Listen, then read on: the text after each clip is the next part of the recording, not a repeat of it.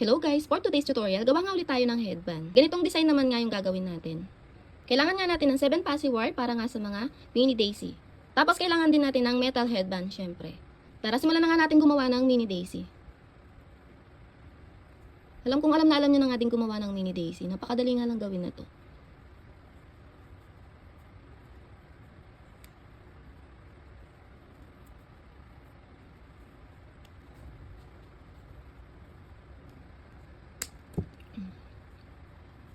Ayan. Pagkatapos ipa-flatten lang natin tong ilalim.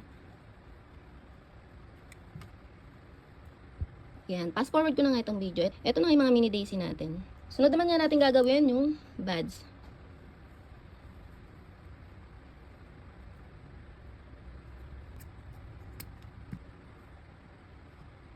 Next naman, kuha na nga tayo ng passy wire para nga sa pagbalot natin dito sa metal headband natin. Simulan na nga natin yung pagbalot natin dito.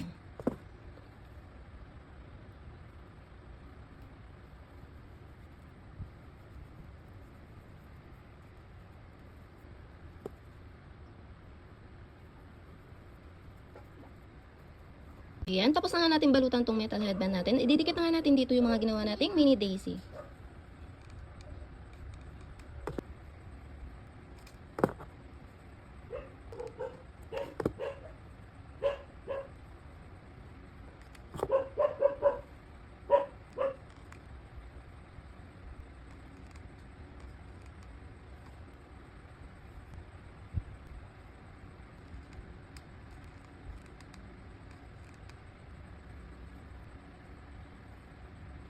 Tapos na nga itong headband natin. Diba napaka-cute niya?